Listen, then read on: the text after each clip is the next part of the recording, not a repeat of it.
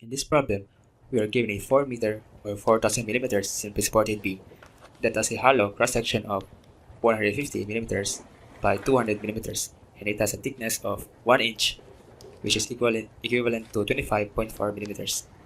We are tasked to determine the maximum uniformly distributed load which can be applied over the entire span of the beam if the shearing stress is limited to 1.20 megapascals. Now to solve this problem, we will utilize the formula for horizontal shearing stress, that is Fb equal to Vq over Ib, where V is the shearing force, Q is the first moment of area, I is the moment of inertia, and B is the base.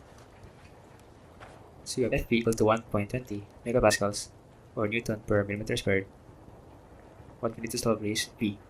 So considering the simply supported beam, we have a uniformly distributed load of W in the length of 4000 millimeters. To solve for the reaction, you can take summation force vertical or moments. You will find out that these reactions here are equal, and this has magnitude of WL over 2. Solving for V, we have the weight, uniformly distributed weight of W times the length of 4000 millimeters divided by 2.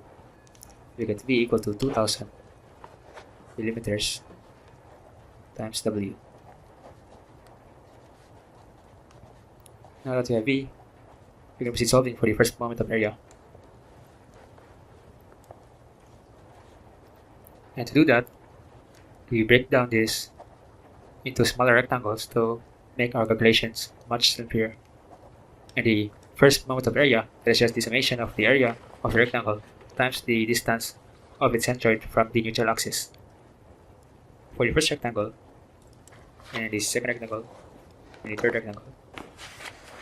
For the first rectangle, it has an area that is equal to the base of 25.4 millimeters times its height of 100 millimeters,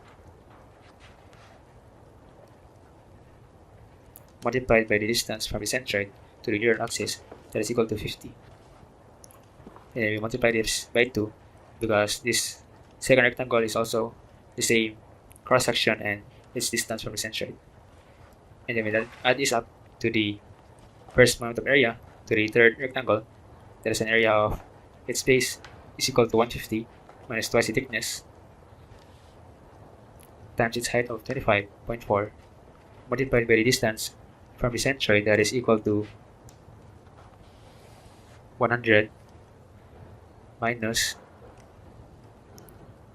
25.4, and then we have this distance, which is equal to 100 minus 25.4 plus the distance from the center to the edge, that is equal to 25.4 divided by 2.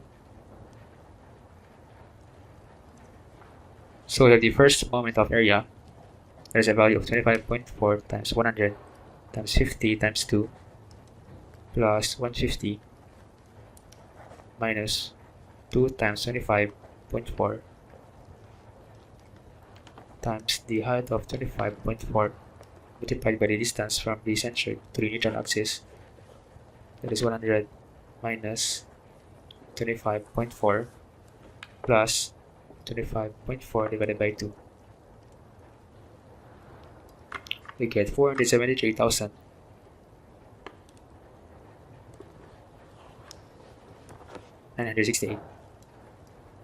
.064.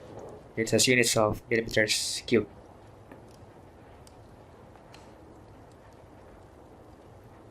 Now we proceed solving for the moment of inertia.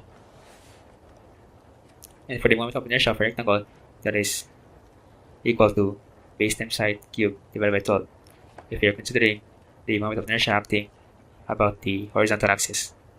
So for the moment of inertia of this hollow section, we take the inertia of the outer rectangle that has units of base of 150 times its height 200 cubed divided by 12. We subtract this by the inertia of the inner rectangle. We have the base of 150 minus twice the product of the thickness multiplied by the height of 200 minus twice the thickness raised to the third power all over 12. So we have 150 times 200 cubed over 12 minus 150 minus 2 times 25.4 multiplied by the height of 200 minus 2 times 25.4 cube all over 12.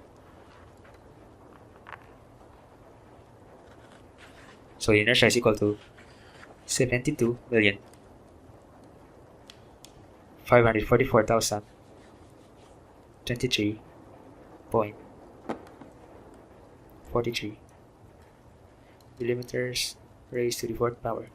That's its unit. And for the base, that is equal to, the base must be touching to the neural axis. So that's equal to this side here plus this side,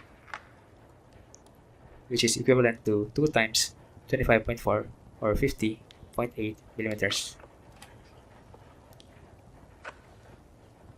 Now we can solve for W by using our calculator.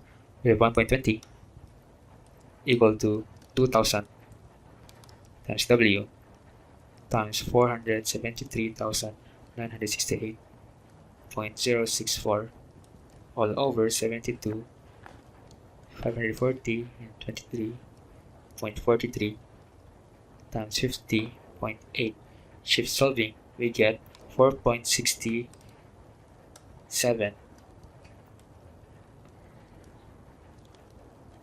Newton per millimeter, or we can convert this into kilonewton per meter by multiplying a conversion factor. So to convert Newton to kilonewton, we multiply this by a conversion factor of 1 kilonewton per 1000 Newton. To convert millimeters, this is 1000 millimeters per 1 meter. So we can cancel units, millimeters and newtons, and the 1000 magnitude. We get W equal to 4.67 kilonewton per meter, which is our final answer.